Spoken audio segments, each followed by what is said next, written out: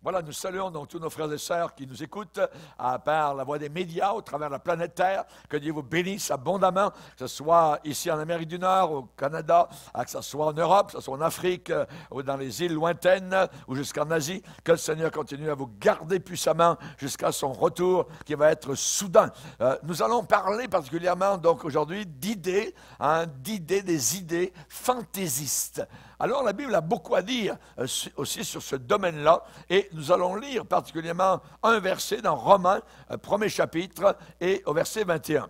Un verset que nous connaissons tous, mais nous allons le relire dans ce contexte-là. Romains, premier chapitre, et le verset 21. Romains 1, 21. Il est dit que les hommes sont donc inexcusables, puisque, ayant connu Dieu, sachant que Dieu existe, ils ne l'ont pas glorifié comme Dieu, en tant que Dieu, et ne lui ont pas rendu grâce. Mais ils se sont égarés dans leurs pensées, et leur cœur, sans intelligence, a été plongé dans les ténèbres. Donc, on va parler particulièrement de ces gens égarés dans leurs pensées. Seigneur, te demandons de bénir abondamment la réflexion de nos cœurs. Aide-nous, Seigneur, afin que nous puissions aller plus loin avec toi, comprendre ce que tu désires, quelle est ta volonté, que le soc de la charrue de l'Évangile continue à se frayer un chemin dans le terrain de nos cœurs. Seigneur, nous te demandons puissamment, au nom de Jésus notre Sauveur, Amen. Et tout le peuple dit Amen. On peut s'asseoir, frères et sœurs. Alors, nous allons parler d'idées. Nous allons parler d'idées, donc au pluriel. Nous allons parler de pensées. La Bible a beaucoup à dire sur les pensées, ce qui se passe dans votre coco, d'une certaine manière, là, entre vos deux oreilles. Vous voyez, il y a beaucoup de choses qui se passent continuellement, sauf peut-être quand vous dormez, mais au travers de toute l'année, il y a toutes sortes de choses qui sont là dans les pensées. Pour certaines personnes, la vie, c'est juste une fantaisie. C'est-à-dire qu'ils vivent dans une bulle, ils vivent dans l'imagination. Ils vivent dans un monde qui n'est pas réel, un monde fantaisiste. Ils imaginent. Ils n'ont pas le courage de reconnaître la réalité de ce qu'ils pourraient devenir. Donc, ils s'en tiennent à leur petit monde, à eux. Et ils ne découvrent jamais comment ils auraient pu être et devenir des personnes importantes dans le royaume du Seigneur. Ils se contentent au contraire de s'asseoir, de regarder les autres accomplir de grandes choses. Et ils disent, « Ah, j'aurais pu devenir ceci, j'aurais pu être cela, j'aurais pu. » C'est bien beau cela, voyez, mais c'est qu'ils vivent dans l'imagination, ils vivent dans des idées fantaisistes, ils ne vivent pas dans la réalité. Ils vivent dans des rêves. Ils rêvent. Aujourd'hui, vous entendez parler de ça, des rêves. Voyez, quel est ton rêve? Et même à l'intérieur de l'Église, on a un évangile de rêve. Voyez, qu'est-ce que toi, tu imagines, quel serait ton rêve, tout ça. Ils restent dans les rêves. Ils ne descendent pas de leurs rêves pour venir dans la réalité. Et pourquoi? Parce qu'ils n'ont jamais essayé. Ils n'ont jamais essayé. Quelqu'un qui pourrait peut-être atteindre des milliers de personnes avec l'Évangile, eh bien, ne le fera jamais. Pourquoi? Parce qu'il vit dans un monde irréel, un monde d'idées fantaisistes, et il n'essaye même pas. Alors, ces gens-là, leur vie est juste un désir. C'est un désir, c'est tout, c'est pas plus que ça. Une lubie, je dirais, une illusion. Et particulièrement, ils ne sont pas les deux pieds dans la réalité. Mais, il y a un autre aspect avec les idées fantaisistes. Avec les idées fantaisistes. Et il y a certaines personnes qui sont comme cela, qui laissent, hélas, 3 fois hélas, leurs rêves, leurs idées, leurs pensées terribles, des pensées infernales, envahir, je dirais, leur tête. Par exemple, un grand ange, un archange, au-dessus des anges, avec Gabriel, avec Michael, qui s'appelait Lucifer, c'est-à-dire ange de lumière. Voyez, dans son nom, il y a Luci, il y a le mot lumière. Cet ange de lumière, un jour, a eu des idées fantaisistes, très fantaisistes. Et qu'est-ce qu'il a dit? Eh bien, tu disais dans tes pensées, je monterai au ciel, j'élèverai mon trône au-dessus des étoiles de Dieu, je monterai sur le sommet des nues, je serai semblable au Très-Haut. Idée fantaisiste, totalement fantaisiste. La réalité, c'est qu'il est devenu Satan, il a été projeté sur la terre, il a été totalement maudit. Et bien souvent, je dirais, par rapport à ces idées fantaisistes, ce sont parfois des cauchemars qui deviennent des réalités. Des réalités, voyez. Pour certains, hélas, leurs idées fantaisistes se réalisent. Même si ces idées sont affreuses, même si ces idées sont saugrenues, sont horribles, eh bien, elles naissent et elles donnent naissance à des choses, exactement ce qui est arrivé au XXe siècle, où on pouvait voir un jeune garçon jouant des scènes imaginaires. Sa maison était particulièrement en Autriche, et il était, parfois les villageois ont parlé à son sujet, sont venus l'avoir vu monter sur des branches de pommiers et se prétendant être un soldat boer. Vous ne connaissez peut-être pas la guerre des Boers, voyez, mais c'était donc, à cette époque-là, il y avait une guerre en Afrique du Sud, et donc, ils combattaient particulièrement donc, les Anglais, et donc, ça se passait, la guerre avait éclaté en 1899. Et donc, lui, il commandait à partir de sa branche de pommier, ainsi de suite, un jeune homme. Et plusieurs personnes, donc, se sont rappelées l'avoir vu se tenir sur une colline proche de sa ville, sa petite ville en Autriche, Leonding, et il agitait donc les bras alors qu'il commandait à ses soldats, fictifs évidemment, imaginaires, d'attaquer. Et ensuite son père l'appelait, en sifflant, appelait le jeune garçon à la maison, et le jeune garçon donc redescendait de sa branche, retournait à la maison pour souper. Et les gens du coin se sont rappelés aussi d'un détail très, très curieux, donc, sur ce jeune homme. Souvent la nuit, on pouvait le voir assis sur un mur du cimetière, en train de regarder les étoiles. Il était en train de penser, en train de réfléchir. C'était des idées fantaisistes, mais c'était des illusions, des lubies. Combien de millions de personnes sont mortes à cause de ces idées fantaisistes? Eh bien, le jeune homme s'appelait Adolf Hitler. Ça a commencé par des idées fantaisistes dans sa tête, des désirs capricieux, des lubies. Il imaginait, voyez, des choses déraisonnables. Tout cela a commencé avec des idées fantaisistes. Dans son livre qu'il a écrit, Mein Kampf, Mon combat, Hitler a écrit sur cette époque d'idées fantaisistes donc qu'il vivait. À la page 22 de son livre, et je cite, « Dans cette période-là, il se forma en moi une image du monde et une philosophie qui devinrent la fondation en granit de toutes mes actions. En plus de ce que j'avais créé alors dans mes pensées, je devais apprendre encore que je n'en changerais absolument rien. » Ce qui veut dire ce qu'il avait imaginé, c'est ça qu'il voulait mettre en pratique. Et assis donc sur le mur du cimetière de son village, Hitler avait des idées fantaisistes sur quoi? Sur des camps de concentration, sur des fours crématoires, voyez. Il imaginait la haine envers les Juifs, les exterminer, et pourquoi pas la conquête de toute l'Europe. C'était des idées qu'il avait dans la tête.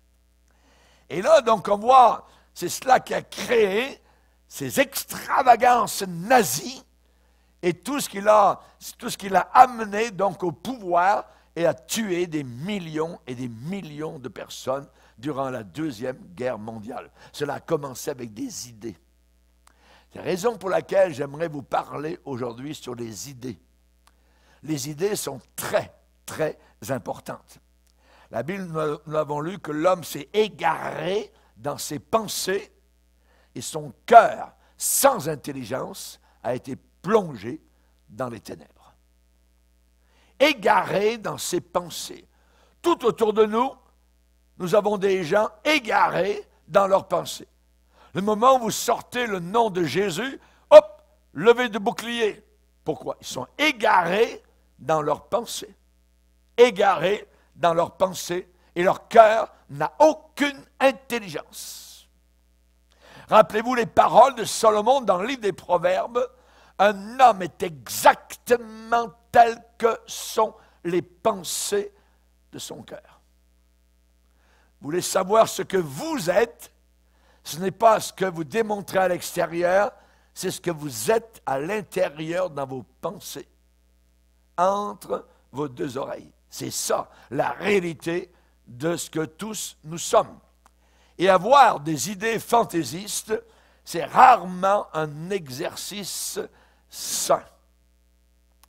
Ça peut emprisonner totalement l'esprit d'une personne, comme Hitler a été lié, emprisonné par ses propres pensées fantaisistes. Ça peut empêcher quelqu'un de faire quoi que ce soit de productif. La personne devient à ce moment-là un spectateur mental de la vie. La vie lui passe sous le nez, mais lui, il vit dans sa bulle fantaisiste. Et la vie passe. Il ne vit pas dans la réalité. Et surtout dans notre époque de télévision, de médias, donc d'Internet, de vidéos, cette génération est en train de voir, je dirais, des activités les plus horribles, les plus terribles, les plus bizarroïdes, les plus étranges, les plus baroques, les plus inhumaines que l'on peut inventer et qui sont venues à l'œil de l'homme du 21e siècle et qui ont été amenés à son cerveau. Déjà, John Lennon, rappelez-vous, en 1964, avait écrit cette chanson « Imagine », voyez. Déjà là, il emmenait les gens, une génération entière, dans l'imagination donc de la drogue, avec ne faisons pas, je dirais, la guerre, faisons l'amour, avec les fleurs, avec ainsi de suite. Hein. Qu'est-ce que cela a amené? Évidemment, une génération antichrist, totalement. Ceux qui vivent au ras du sol, ceux qui vivent au ras des pâquerettes, ceux qui aiment se lever sur un sofa, qui sont comme des sacs de pommes de terre, toujours couchés dans le salon, voyez, s'imaginent. Ils s'imaginent toujours qu'ils auront une vie d'aise, une vie d'abondance, sans avoir rien à faire, voyez. Tout va leur venir là, comme cela, et ils n'auront jamais aucun effort, jamais aucune sueur, jamais travailler, jamais souffrir, et ainsi de suite. Une vie dans laquelle les valeurs humaines sont totalement amoindries et diminuées. La Bible dit entraînés par leurs rêveries, entraînés par leurs idées fantaisistes. Entraînés. Les idées fantaisistes ont un effet d'entraînement. Amène quelque part, ça ne reste pas là. Voyez, comme Hitler, il a eu ses idées et ensuite il les a mises en pratique. Et donc, il y a beaucoup de personnes, une génération entière, donc, sont liées au salon, sont liées au sofa, sont liées à dormir, sont liées à la drogue, sont liées à leur monde imaginaire. Hein. Donc, et la Bible dit, ils sont entraînés par leur rêverie, et ils souillent pareillement leur chair. Salissent leur chair. Dans le psaume 36, il est parlé de ce genre de personnes en disant il médite l'injustice sur son lit. Alors qu'il est couché, il y a des idées injustes qui ne sont pas correctes. Il médite l'injustice sur son lit, il se tient sur une voie qui n'est pas bonne, il ne repousse pas le mal. Il se laisse aller dans ses idées fantaisistes. Et alors, en réalité, au lieu de vivre dans le réel, dans le vrai, eh bien, c'est comme cela que des plans de méchanceté sont créés dans les pensées des gens.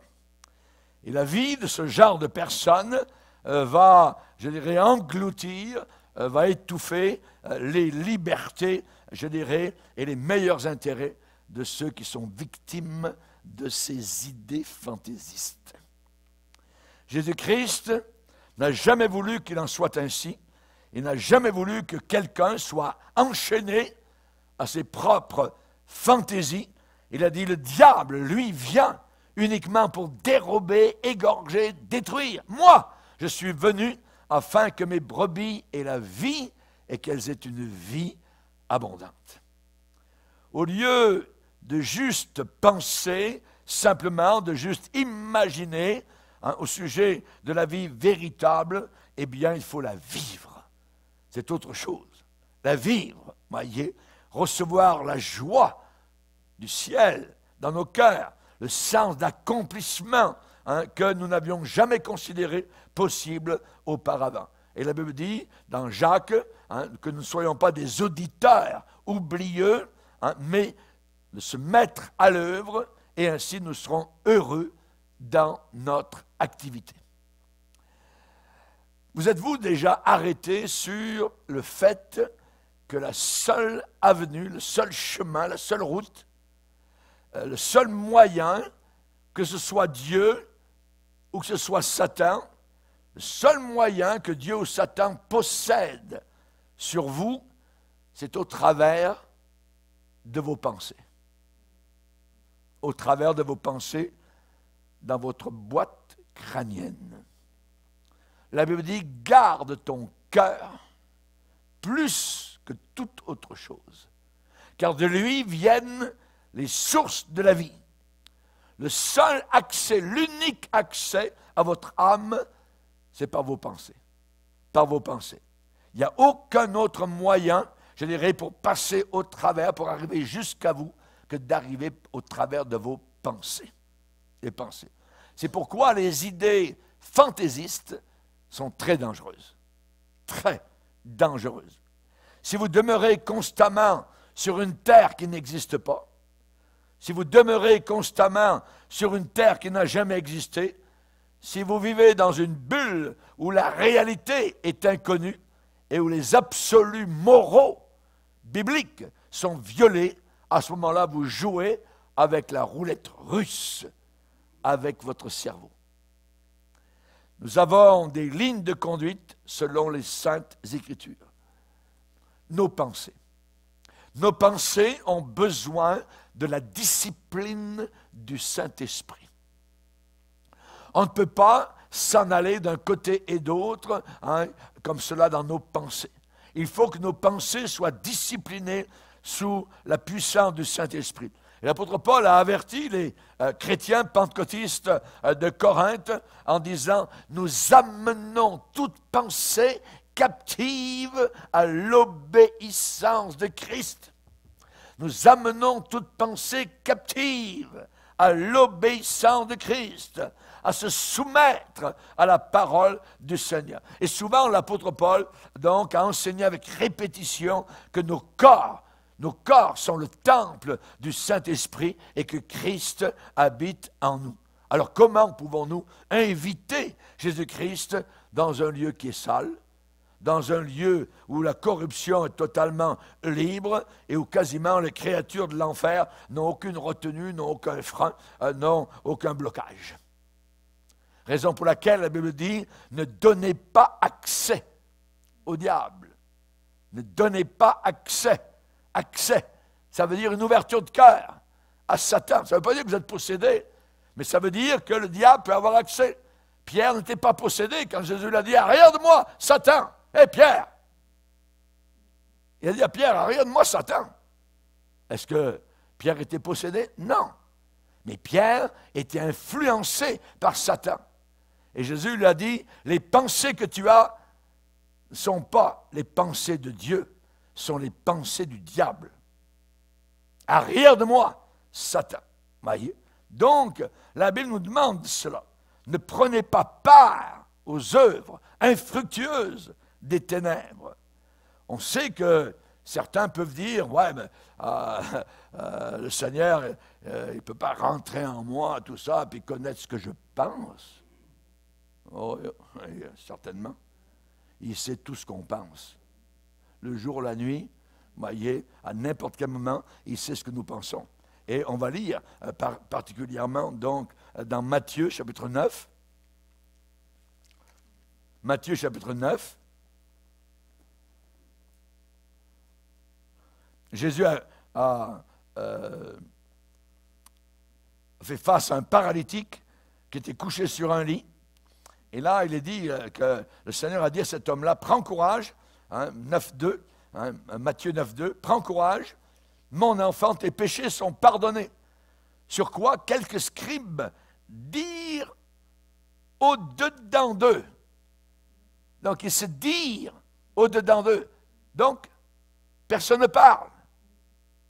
Mais, regardez la suite. Se dire au-dedans d'eux, cet homme blasphème. Et Jésus, connaissant leurs pensées, dit, pourquoi avez-vous de mauvaises pensées dans vos cœurs? Jésus connaît les pensées. Il va bien plus loin que les actions. Hein? Ici-bas sur terre, vous êtes jugés sur vos actions. Avec Dieu, nous sommes jugés non seulement sur nos actions, mais sur nos pensées. Ça va très loin. Regardez Matthieu 12, verset 25. Matthieu 12, verset 25.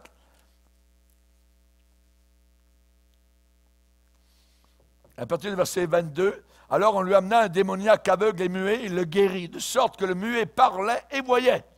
Toute la foule étonnée disait, n'est-ce point là le fils de David?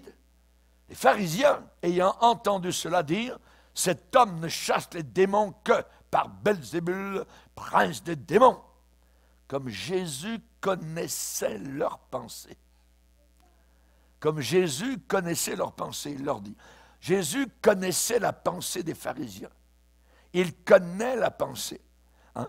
La Bible dit, pose la question dans le psaume 44, Dieu ne le saurait-il pas, lui qui connaît les secrets des cœurs. Lui qui connaît les secrets des cœurs. David a dit, en parlant de l'omniscience de Dieu, tu pénètres de loin ma pensée. De très loin, tu sais ce que je pense à l'intérieur. Alors même que ma bouche n'a rien dit, quand vous parlez, les paroles sortent, mais elles sont pensées avant. Premièrement, on pense, ensuite on dit, on déclare. Hein? Moi, quand je prêche, voyez, il y a un système de pensée et ensuite de déclaration. Eh bien, le Seigneur, avant même qu'on déclare les paroles, il sait nos pensées. Il sait ce que nous pensons. Alléluia. Et je dirais, partout, nous avons des signes d'avertissement, de sonnettes d'alarme, particulièrement dans le domaine des pensées. Et le Seigneur nous a fait de telle manière, on est fait d'une manière magnifique et glorieuse. Notre conscience nous parle quand nos pensées sont mauvaises. Notre conscience essaie de nous prévenir. Notre conscience veut nous garder, nous préserver de fantaisies mauvaises, de fantasmes. Hein? Comment ça? En nous condamnant. En nous condamnant. La conscience nous condamne. Tout de suite, ça fonctionne. Voyez, on a un moniteur intérieur qui dit « c'est pas bien ». Et donc, quand nous passons les bornes, la conscience va se mettre à parler. Et elle amène quoi? Elle amène un sentiment de culpabilité. Comment se fait-il que vous vous sentez coupable quand vous faites le mal? Comment se fait-il que vous vous sentez bien quand vous faites le bien? Qui a placé ça, voyez, à l'intérieur de chacun d'entre nous? C'est formidable. Donc la conscience nous avertit. La parole de Dieu aussi, la Bible, est claire et nette. Hein? dans ses lignes de conduite. Certains chrétiens, parfois, ont essayé de se compromettre tellement dans la bataille entre la liberté personnelle et la parole de Dieu qu'il n'existe plus dans leur vie de lignes claires, de frontières bien nettes et déterminées. Dieu a placé la conscience, Dieu a placé la parole de Dieu, et il y a évidemment certains prédicateurs qui nous enseignent la bonne parole de Dieu et qui nous réveillent, qui nous avertissent, qui nous font du bien, voyez, en disant leur juste. Mais il y a certains prédicateurs qui ne prêchent jamais contre, par exemple, la musique contemporaine d'aujourd'hui. Des rythmes musicaux diaboliques, discordants, de rap, de rip, de rock, tout ce que vous voulez, voyez, de hip-hop, ils ont des noms comme cela aujourd'hui, mais ils n'en parlent jamais. Ils n'en parlent jamais, voyez. Et donc, ils ne commenceront pas aujourd'hui. Non, non. Ils ne condamnent jamais non plus les vidéos musicaux qui utilisent un langage sale, une tenue, je dirais, sociale très mauvaise, parfois une nudité complète ou partielle, ne condamnent jamais ça. Voyez? Ils ne condamnent pas les films de télévision qui montrent l'adultère comme acceptable ou même qui excusent l'homosexualité sur la base que c'est un style de vie acceptable. Jamais ils ne le feront. Donc, ils ne sont plus en accord avec la parole de Dieu. Ils ont des idées fantaisistes. Et je ne peux pas rester au pied de telles personnes. Parce que je vais mourir avec eux. Et à un moment donné, je vais penser comme eux. Je vais avoir la même pensée que eux. La Bible déclare, comme étant homme avec homme, des choses infâmes vis-à-vis des homosexuels.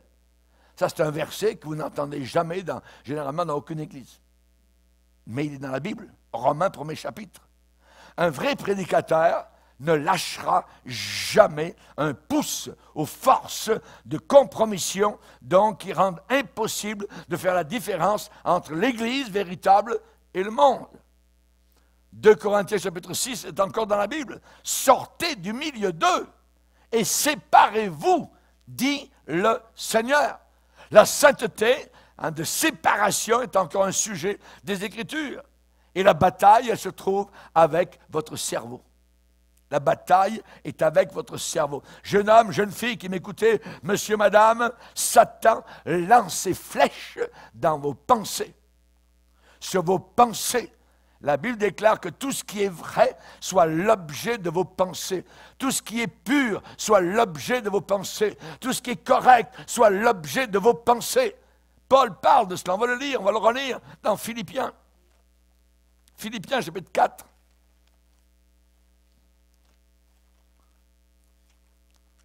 Philippiens chapitre 4, verset 6. Philippiens 4, 6. Ne vous inquiétez de rien, mais en toute chose, faites connaître vos besoins à Dieu par des prières, des supplications, avec des actions de grâce. Et la paix de Dieu, qui surpasse toute intelligence, gardera vos cœurs et vos pensées en Jésus-Christ. Et vos pensées en Jésus-Christ. Au reste, frères, verset 8, que tout ce qui est vrai, pas la fausseté, pas le mensonge, tout ce qui est vrai, tout ce qui est honorable, tout ce qui est juste, tout ce qui est pur, tout ce qui est aimable, tout ce qui mérite l'approbation, ce qui est vertueux, digne de louange, soit l'objet de vos pensées. L'objet de vos pensées. Ça veut dire penser à cela. Pensez à cela. Pensez des bonnes choses. Certainement que si vous abandonnez le contrôle de vos pensées, on peut l'abandonner. On peut abandonner le contrôle de nos pensées. On peut succomber à la fantaisie. On peut succomber facilement. À ce moment-là, vous êtes fini. Vous êtes fini, voyez. C'est la raison pour laquelle on a besoin d'un casque. Et le casque, il est placé où? Sur la tête. Le casque du salut qui protège nos pensées. Parce que le diable lance ses flèches sur nos pensées. Mais le casque va arrêter, stopper les flèches empoisonnées du diable pouvez dire, ah, pasteur, vous savez, eh bien, moi, je ne commets jamais adultère, je ne vivrai jamais dans une poubelle morale. Oui, peut-être. Peut-être physiquement. Mais si vous expérimentez cela dans vos pensées, si vous forniquez sur le lit de vos pensées, Jésus dit que vous avez commis l'acte réel.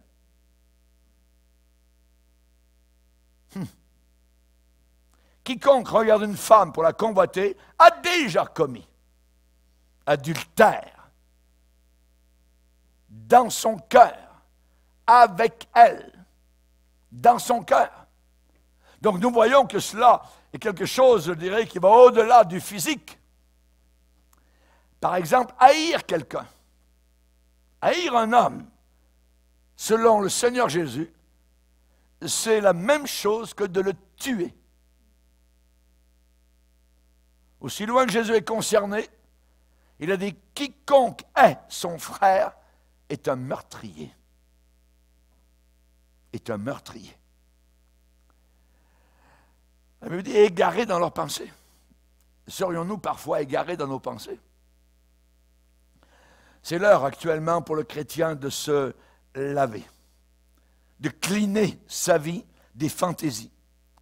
Comment laver, comment nettoyer nos cœurs, nos pensées, si nous n'arrêtons pas tout de suite ce flot constant de poubelles qui pollue, qui salit en premier notre vie de penser ce que nous pensons. Ingérez suffisamment de poison dans votre corps, qu'est-ce qui va arriver? Votre corps va mourir. Vous avez mangé du poison? Ingérez suffisamment l'eau d'égout dans votre esprit. À ce moment-là, vos procédés de pensée vont tomber malades. Et éventuellement, vous allez succomber et mourir.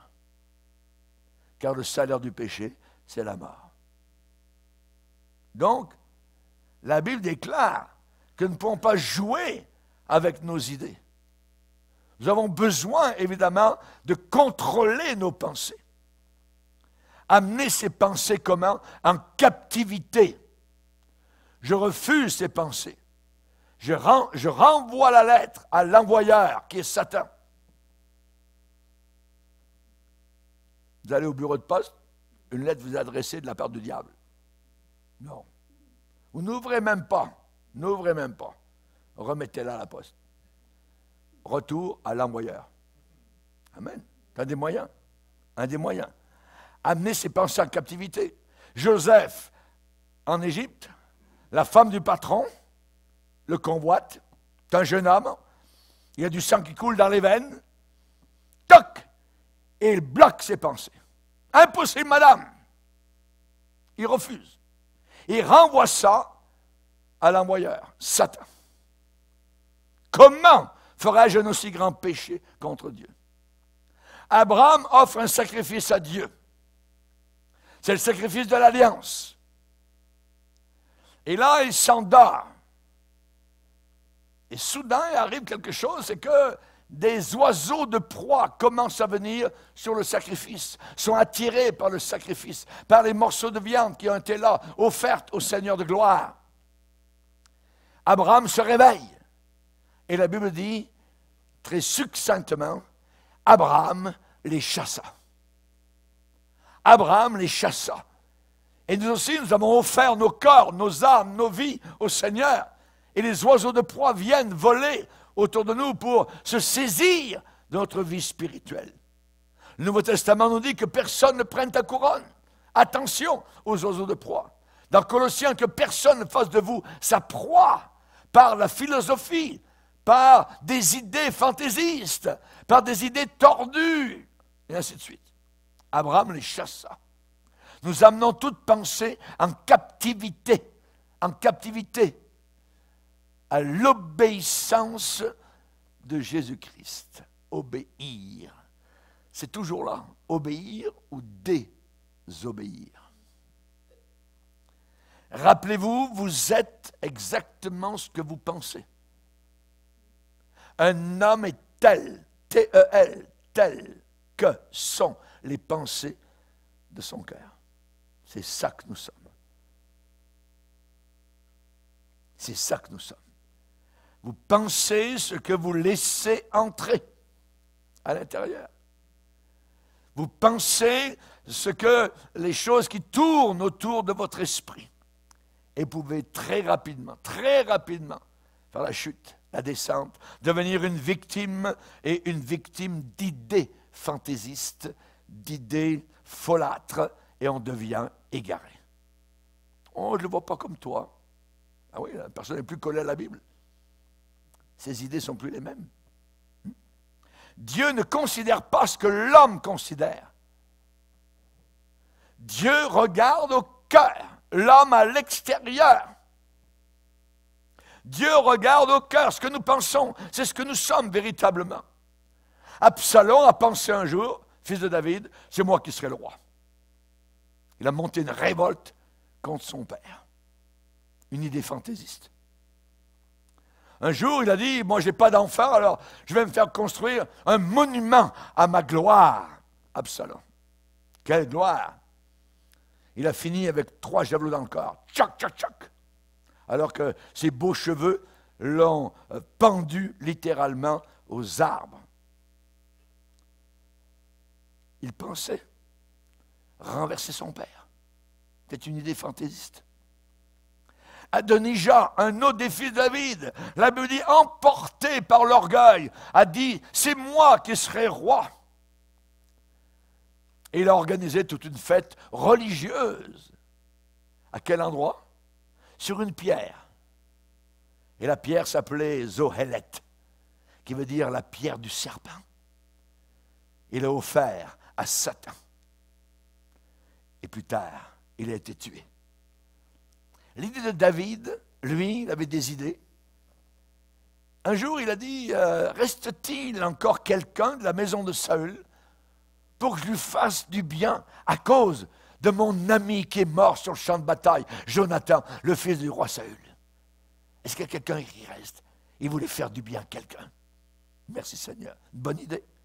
Un beau jour, il a dit, j'aimerais construire un temple à Dieu à Jérusalem.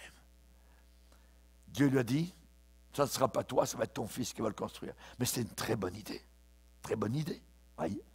Néhémie, en voyant les ruines des murailles de Jérusalem, a voulu reconstruire. C'est son idée. Il avait parlé à personne de ce qu'était son idée. Et en pleine nuit, avec sa petite mule, il a passé au travers des débris, des tas de roches, tout ça, hein, autour de Jérusalem. Il avait l'idée de reconstruire. Il a observé, il a regardé. On pourrait reconstruire. On pourrait protéger la ville. Ça, ce sont des bonnes idées. Très bonnes idées. Un jour, Pharaon a une pensée. Il dit, les amis, il a rassemblé son conseil. Qu'est-ce qu'on a fait? On a fait sortir 3 millions d'esclaves avec leurs femmes, leurs enfants. Mais comment maintenant on va construire nos bâtiments égyptiens? Il s'est mis à la course derrière Israël et il est entré dans son tombeau, dans la mer Rouge. Voilà où sa pensée l'a mené. Les pensées doivent être basées sur un système de valeurs bibliques. C'est la raison pour laquelle, quand on vient au Seigneur, on a besoin d'une croissance parce qu'on n'a pas toutes nos idées encore toutes en place. Et là, ça prend la connaissance et ça prend la formation. Pour que nos idées, maintenant, de nouveaux chrétiens, soient selon les Écritures.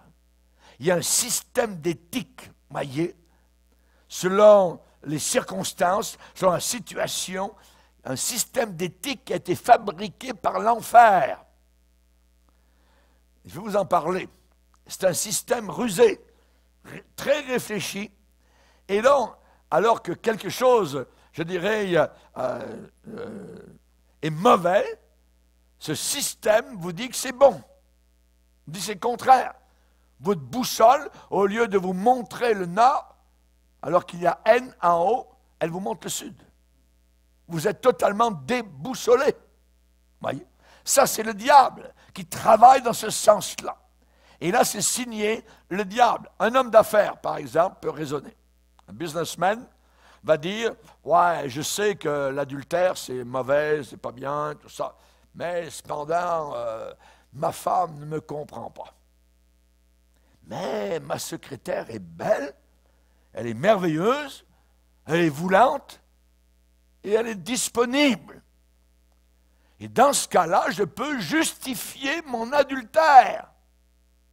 Rendez-vous compte, ces pensées sont tordues. Des pensées fantaisistes. Fantaisistes. Pourquoi? Parce que le livre dit, tu ne commettras pas adultère. Ça ne dit pas dans telle circonstance ou dans telle circonstance. Non, tu ne commettras pas adultère. En n'importe quelle circonstance. N'importe quelle circonstance. Les enfants d'Israël, 3 particulièrement, sont à Babylone. Et voilà que le roi a planté sa statue à lui, 30 mètres de hauteur, et tout le monde doit adorer cette statue. L'éthique d'aujourd'hui, c'est, étant donné la situation, si tu veux continuer à vivre, c'est mieux de juste plier un petit peu, mais dans ton cœur, tu es debout. Vous voyez? Ça, c'est se conformer au monde. Mais 3 Hébreux sont liés par la parole. Tu ne te prosterneras pas devant aucune statue pour les adorer. Et c'est ça qui les fait tenir debout comme un i, arrive que pourra. On va se tenir debout, on va obéir à Dieu. Même si des milliers, des millions de personnes pensent d'une autre manière, nous, on pense selon Dieu. Et vous connaissez la suite. Vous connaissez la suite. Ils sont allés dans la fournaise ardente, ont été jetés, et voilà que Dieu a revendiqué leur cause. Le Seigneur Jésus a marché avec eux en plein milieu de la fournaise. Alléluia. Ils n'ont eu aucun mal, même pas un poil qui sentait un peu le cramé, vous voyez, absolument rien du tout. Et leurs vêtements totalement indemnes, au milieu de la flamme. Et alors que dans la même flamme, on a jeté les accusateurs, eux ont brûlé net. Dieu est tout-puissant. Tout-puissant. Une employée réfléchit, elle pense, elle a des idées, elle dit, ouais, je sais que c'est pas bien, c'est pas moral de voler. Mais je pourrais vraiment utiliser cet argent. Et en fait, je le veux vraiment. Et ça va être à ce moment-là correct de voler. Est-ce que ça va l'être? Parce qu'elle a raisonné comme cela. Ce sont des idées fantaisistes. Fantaisistes. Pourquoi? Parce que le livre dit, tu ne déroberas pas. Tu ne déroberas pas. Tu ne voleras pas. En d'autres mots, l'éthique, la manière de faire, aujourd'hui, c'est flexible. Selon la situation. C'est une moralité, on appelle la géométrie variable. En telles circonstances, c'est autorisé, en d'autres circonstances, ce n'est pas autorisé. Jamais de la vie. Jamais de la vie. Le Seigneur n'a pas dit dans Exode 20, en disant les 10 commandements, ben là, s'il arrive que, en tel cas, ben non. Tu ne commettras pas d'adultère, tu honoreras ton père et ta mère, ainsi de suite. Tu ne voleras pas. En d'autres mots, donc, la Bible est inflexible. Inflexible. Je ne connais rien d'autre qui va graisser plus que cela les skis du désastre. C'est une chute, voyez, et ça va très très rapidement. C'est la paraffine de l'enfer. C'est une forme fausse de raisonnement trompeuse. La civilisation, jusqu'à présent, jusqu'à notre génération, a été basée sur un principe de base judéo-chrétien, qui est évidemment la Bible. C'est quoi ce système? Même dans les cours de justice, c'était basé là-dessus. Les 10 commandements de base, c'était la colonne vertébrale d'une société bénie. 1, tu n'auras pas d'autre Dieu devant ma face. 2, tu ne te feras pas d'image taillée pour te prosterner devant elle. Tu ne prendras pas le nom de Dieu en vain. Souviens-toi du jour du repos pour le sanctifier. Honore ton père et ta mère.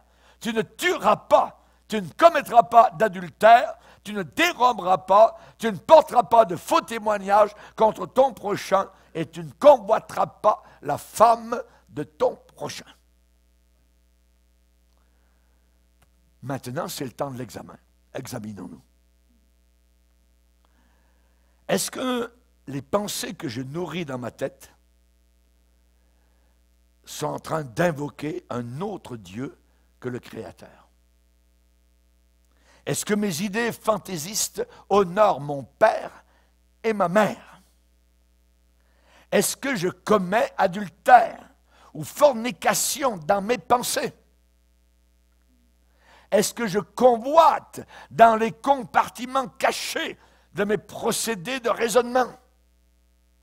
Si oui, alors il y a besoin d'un grand ménage, un bon nettoyage. La Bible dit, ne vous conformez pas au siècle présent, mais soyez transformés par le renouvellement de vos pensées, le renouvellement de votre intelligence. Et je dois prier comme David le faisait, reçois favorablement les paroles de ma bouche et les idées de mon cœur, les pensées de mon âme, la méditation de mon cœur, que cela soit acceptable à ta vue, ô Éternel, mon rocher, mon libérateur. Les pensées doivent provenir d'une vie qui est agréable à Dieu. Quand nous sommes agréables au Seigneur, nous avons un bon système de pensée. Par exemple, la pornographie, eh bien, il y a un danger terrible dans ce mal vicieux. Ça place la personne qui s'y adonne dans un courant de pensée qui va influencer sa façon de se comporter. Son comportement va être influencé par ce qu'il a regardé. Et ça, c'est très important. L'homme moderne va dire, l'homme d'aujourd'hui va dire, « Ah, pasteur, il n'y a aucune preuve de ce que vous êtes en train d'avancer, vous êtes en train de nous accuser, ainsi de suite. » Oui. Ce qu'il dit, ce n'est pas vrai. Il ne vous dit pas la vérité. C'est faux, parce que ça influence. Ce qui rentre dans les yeux, surtout la pornographie, influence le comportement de la personne. Et les médias, aujourd'hui, qui font la promotion, différentes formes variées de pornographie, ne trouvent pas, évidemment, que c'est leur meilleur intérêt de vous accuser et de vous pointer. Non, au contraire, ils vont vous dire, c'est très bien. Du temps de Noé, il est dit que chaque jour, tous les jours, les pensées des hommes se portaient vers le mal. Tous les jours, ils pensaient au mal. Ils avaient des idées fantaisistes sur le mal. Où cela a amené leur destruction. Noyés. Ils sont tous en enfer. Sauf 8 personnes. La façon de penser. La façon de penser va influencer la façon de se comporter. Lisons un passage dans Michée chapitre 2. Michée chapitre 2. Michée chapitre 2, verset 1er. Michée chapitre 2, verset 1er. Malheur à ceux qui méditent. Ça veut dire qu'ils pensent, qui ont des idées d'iniquité, de péché. Malheur à ceux qui méditent l'iniquité, qui forgent le mal sur leur couche, dans leur chambre à coucher. Au point du jour, ils l'exécutent. Quand ils ont le pouvoir en main, comme Hitler, ils convoitent des champs et ils s'en emparent, des maisons et ils les enlèvent. Ils portent leur violence sur l'homme et sur sa maison. sur l'homme et sur son héritage. C'est pourquoi ainsi parle l'Éternel, voici, je médite. Vous avez des idées, moi aussi j'ai des idées, dit Dieu. Je médite contre cette race un malheur. Vous n'en préserverez pas vos coups et vous ne marcherez pas la tête levée, car ces temps sont mauvais. Voyez un petit peu ici des gens qui forgent le mal, qui pensent au mal, qui ont des idées de mal, et ensuite ça devient des actions. Au point du jour, ils l'exécutent quand ils ont le pouvoir en main. Ce qui veut dire que ce qui se passe dans votre tête vous donne une idée comment agir. Et si vous avez vu des poubelles dans votre tête, vous aurez envie de vivre les poubelles, de manger les poubelles. Donc tout cela nous amène à une autre question. Pourquoi je suis sur la terre? Pourquoi vivons-nous? À qui a-t-on donné notre vie? Sommes-nous simplement des accidents biologiques? Jésus a dit lui-même, c'est du cœur que viennent les mauvaises pensées, les adultères, les vols, la cupidité, l'impudicité.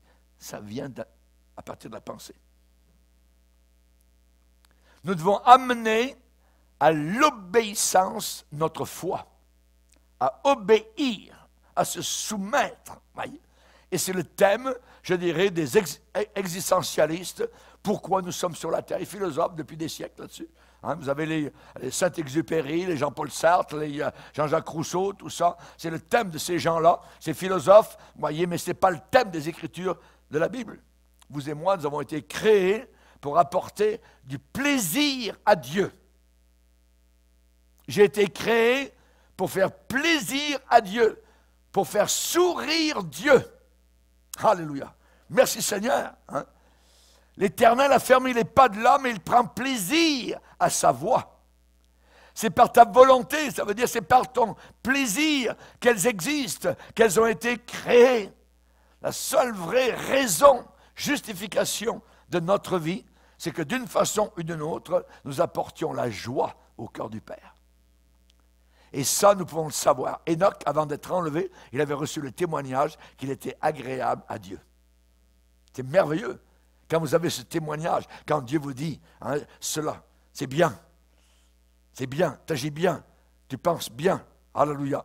Ah, ça, c'est merveilleux. Et donc, Salomon n'avait pas ce témoignage dans son cœur. Au contraire, il a dit, l'Éternel fut en colère contre Salomon, qui détourna son cœur de Dieu, qui lui était apparu 2 fois. Ça veut dire que vous pouvez avoir des visions tant que vous voulez, mais ce n'est pas ça qui vous tient debout. Salomon avait eu 2 grandes visions de Dieu. Dieu est apparu en pleine nuit. Hein? Et pourtant, il s'est détourné du Seigneur. Ce qui nous tient, c'est la foi dans ce livre. Se soumettre à ce livre, se conformer à ce livre. Et une vie de fantaisie, je dirais, est en contradiction totale avec le plaisir de Dieu, avec la joie de Dieu. Il est dit que nous devons avoir en nous les sentiments, les pensées qui étaient en Jésus. Pensée d'humilité, pensée de don, se donner soi-même, s'abaisser, et ainsi de suite. Voyez, voici ma prière passionnée. Reçois favorablement, Seigneur, les pensées de mon cœur. Reçois favorablement les sentiments de mon cœur, les pensées de mon cœur, la méditation de mon cœur, et que ces idées-là te soient acceptables à ta vue. Alléluia. Si vous pensez, si vous réfléchissez aujourd'hui au travers de cet enseignement, eh bien, vous pouvez peut-être penser à certains de vos amis ou de connaissances que vous avez eues et qui ont ruiné totalement leur propre vie par leur attitude mauvaise, par leur comportement mauvais à partir de leurs idées mauvaises. Pourquoi ont-ils fait ces choses terribles? Une question raisonnable. Certains vont dire, ah, c'est le diable qui m'a fait faire ça. Peut-être, mais c'est ce qui a conduit ces gens-là probablement au péché. Évidemment, c'est des pensées incorrectes, des pensées inconvenantes, des pensées malhonnêtes, abusives, fantaisistes, de conduite sale, de conduite impie, hein, donc qui étaient continuellement en train de se parader dans la tête de l'esprit de la personne. Et tôt ou tard, la fantaisie devient une réalité. te transforme en réalité. Un homme est tel que sont les pensées de son cœur. Réfléchissons. La Bible dit que les hommes sont inexcusables et ils ont été égarés dans leurs pensées et leur cœur sans intelligence a été plongé dans les ténèbres. Est-ce que nous vivons dans le vrai monde? Nous, les chrétiens, nous vivons dans le véritable monde, le monde de Dieu, le monde réel. Nous étions auparavant dans un monde, je dirais, d'idées fantaisistes, de rêves, tout ça. Et quand nous avons été sauvés, nous sommes passés dans le véritable monde, le monde de l'éternité. Amen. Alléluia. Gloire à Dieu. Seigneur, te bénissons pour ta merveilleuse parole, pour la réflexion de nos cœurs, pour ce que tu nous as dit encore aujourd'hui. Et nous te glorifions, Seigneur. Nous voulons avoir des pensées propres, des pensées pures. Alléluia. Nous voulons t'invoquer. Nous ne voulons pas, évidemment, donc nous faire de soucis, nous inquiéter, mais en toute chose, nous désirons, Seigneur, te plaire. Nous voulons être agréables. Nous avons été créés pour toi, pour te faire plaisir. Alléluia. Nous voulons te faire plaisir pour l'éternité, car toi, Seigneur, tu nous as fait le plus grand des plaisirs en donnant ton Fils, Jésus, pour chacun de nous. Amen. Et tout le peuple dit Amen. Amen. Gloire à Dieu. On va se lever ensemble devant le Seigneur. Pour écouter plus de conférences de prédication et d'études bibliques qui ne sont pas disponibles sur YouTube, rendez-vous sur notre site rbmif.org et vous allez accéder à notre menu messages, vidéos, prédications et vous aurez ainsi accès aux messages censurés. Que Dieu vous bénisse.